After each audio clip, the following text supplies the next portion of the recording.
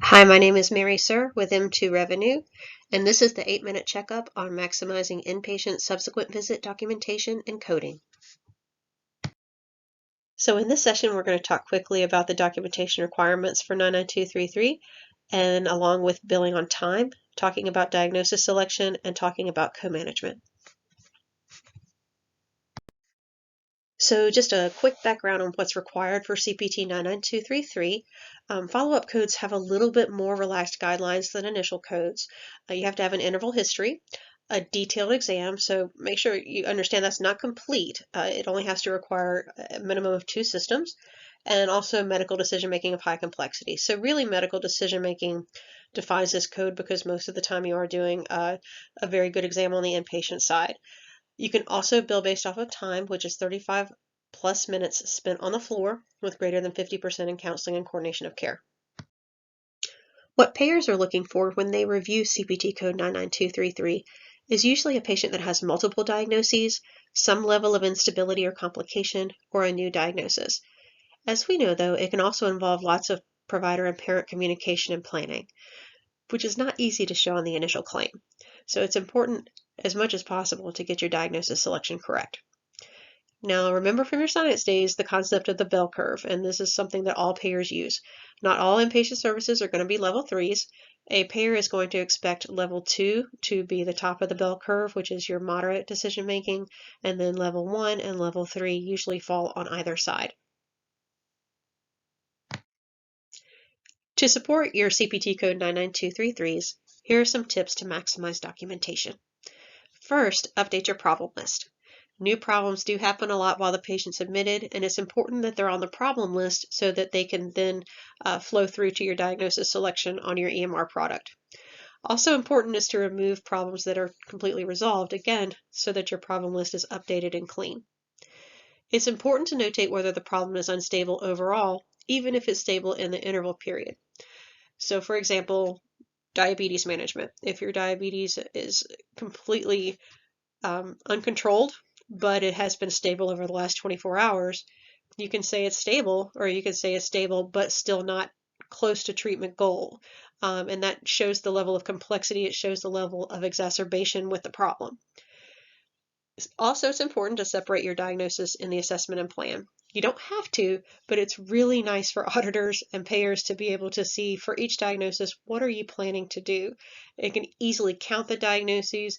They can easily look at what's being done in terms of intervention and treatment. It just makes things a lot cleaner.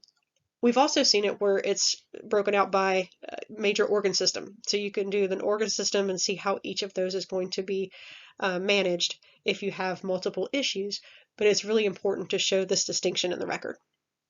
One of the biggest tips is to notate your conversations. So you get credit when you talk to providers about care of the patient and you coordinate care. You get credit when you talk to providers about any of the diagnostic work that's being done. You get credit when you talk to a different historian other than the patient. So all of this adds up to the time that it's taking you to manage this patient, and it's really important. If you're in pediatrics, it's also important to understand the pediatric differential as it relates to historians. So if the patient absolutely cannot provide a history, we usually don't count it, but if the parent or caregiver is supplementing what the patient is saying, especially if it provides a more comprehensive story to treat the patient, that absolutely counts as additional information.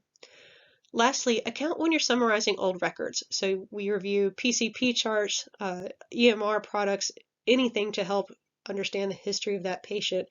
If you do that and you write a short note about what you saw, you get additional credit because the intent is to help future providers not have to do that same work. So they don't have to go into the chart and find what the last blood sugar was in the office visit or something like that. You've done that work for them, and so that's why they give additional credit for summarizing. Sometimes you're not going to want to use medical decision making to level your service, especially if you're spending a lot of time in coordinating care. In those situations, you're going to want to use time to level your service.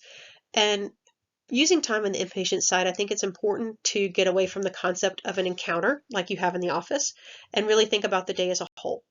Because CPT says that all the time bedside and on the patient floor per day for admissions and subsequent visits is billable, and that each provider can be billed under one provider's name, but it could encompass the work of all of the group for that day. The time spent must still predominantly be in counseling and coordination of care. So for per diem codes, it's possible to bill all the work for multiple providers as one provider. This is tricky to do because all providers for that data service need to document time on their record and reference each other's notes so that an auditor would be able to pull all of the requisite documentation for the day.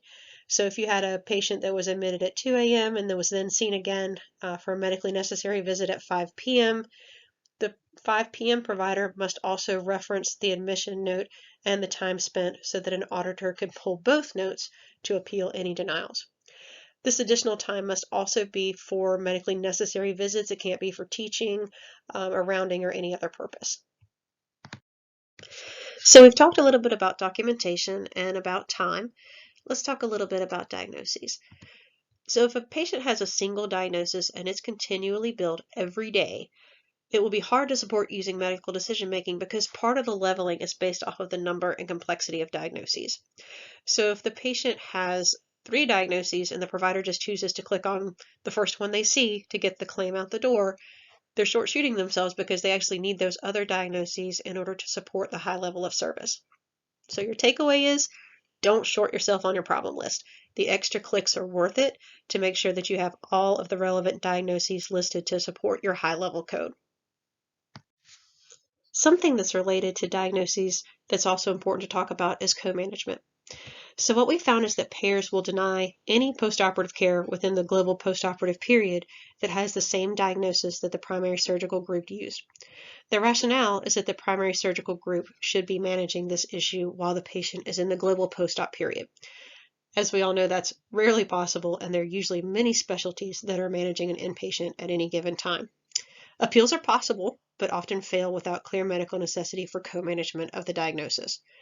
One way to fight this, though, is to actually use the diagnosis of what each specialty is managing for that patient instead of the primary admitting diagnosis. So, for example, a patient in acute renal failure has a nephrectomy, but it also needs a GI consult for feeding management.